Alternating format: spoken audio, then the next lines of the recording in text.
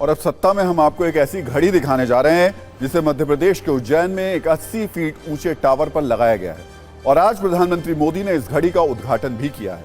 लेकिन आप में से बहुत सारे न्यूज मित्र ये सोच रहे होंगे कि आखिर पीएम ने एक घड़ी का उद्घाटन क्यों किया, आखिर इसमें ऐसी क्या खास बात है। तो हम आपको ये बता दें कि भगवान महाकाल के उज्जैन में लगी ये घड़ी कोई मामूली और आम घड़ी नहीं है, बल्कि ये एक वैदिक घड़ी है जिसके साथ पूरी दुनिया में आज वैदिक टिक टिक शुरू हो गई।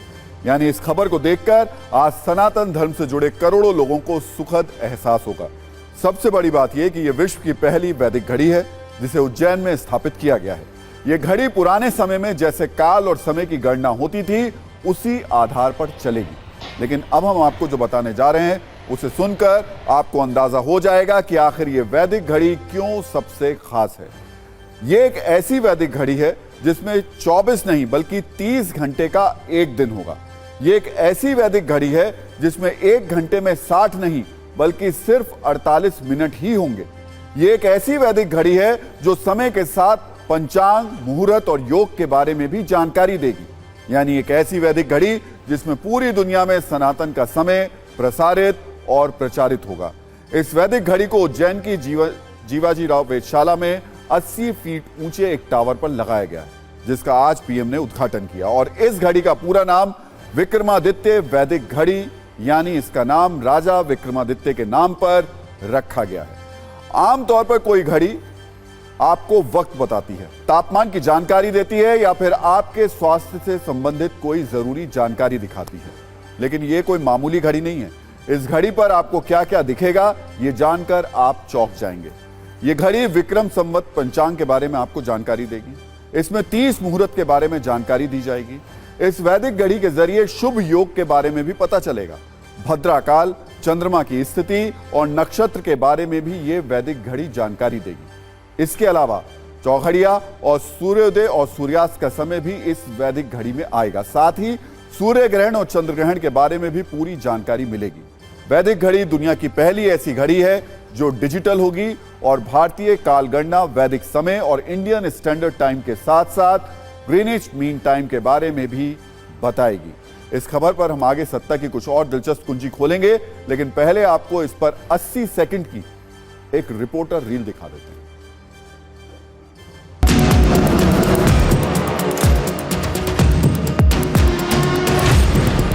विश्व की काल गणना का प्रारंभ भारत से हुआ था। भारत में उज्जैन से हुआ था। उसको लोग भूल गए थे, अब हम उसे याद दिला रहे हैं।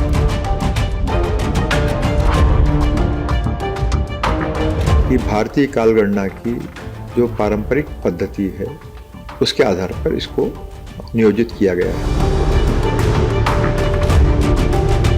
भारतीय पद्धति जो सूर्योदय से पर आधारित है, सूर्य सिद्धांत पर आधारित है, तो सूर्योदय से सूर्यास्त और सूर्यास्त से फिर सूर्योदय के बीच में जो समय है इसको ही घटी फल मुहूर्त आदि में विभाजित किया गया है। यह घड़ी विक्रम पंचांग और उसके जो समस्त घटक हैं, मुहूर्त हैं, घटी है, फल है, वर्ष है, संवत्सर है, मनवंतर है, कल्प है, ये सारी जानकारी इसमें समाहित करने का हमने प्रयास किया। तो जैसे आज घड़ियों में घंटा, मिनट, सेकंड बताया जाता है, तारीख बता देते हैं, तो घंटा, मिनट, सेकंड की जगह वो घड़ी पल विपल बताएगी।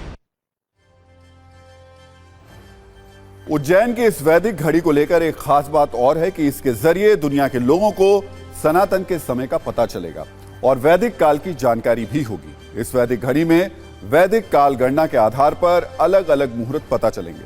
उज्जैन में स्थापित इस घड़ी में 24 घंटों को 30 मुहूर्तों में बांटा गया, इसलिए इस घड़ी में एक दिन 30 घंटे के बराबर हो गया। हालांकि इस डिजिटल घड़ी में घंटे, मिनट और सेकंड की भी सुई लगाई गई है। इस वैदिक घड़ी को लखनऊ की आरोहण संस्था ने तैयार किया है और सम्राट विक्रमादित्य शोधपीठ ने इसे उज्जैन में लगाने का कार्य किया है। बड़ी बात ये वैदिक घड़ी इंटरनेट और जीपीएस से भी जुड़ी होगी। बताया जा रहा है कि इस घड़ी के साथ साथ टावर पर एक टेलीस्कोप भी लगा है जो स्पेस की घटना यानी खगोलीय घटनाओं का नजारा भी दिखाएगा और हर घंटे में अलग अलग तस्वीरें इसमें नजर आएंगी। इस घड़ी के साथ साथ एक मोबाइल ऐप भी लॉन्च किया गया है, जिसके जरिए इस घड़ी का इस्तेमाल फोन से भी किया जा सकता है।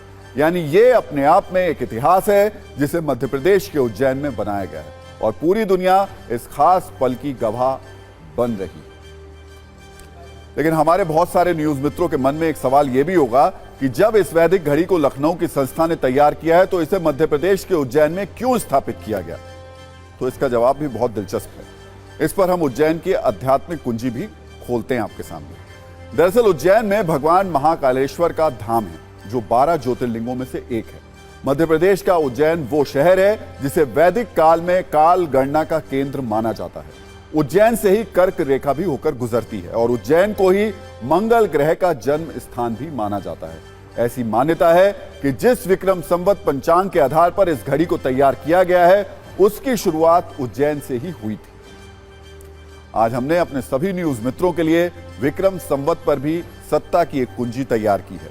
विक्रम संवत का नाम राजा विक्रमादित्य के नाम पर रखा गया था क्योंकि उनके राज में प्रजा के किसी भी शख्स पर कोई कर्ज नहीं था।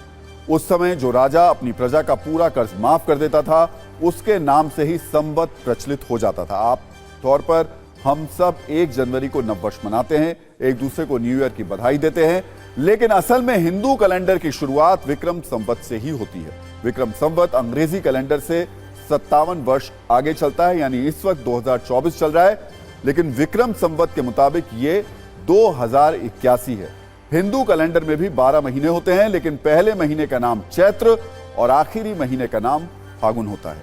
नया विक्रम संवत हर वर्ष चैत्र प्रतिपदा तिथि से शुरू होता है और सबसे खास बात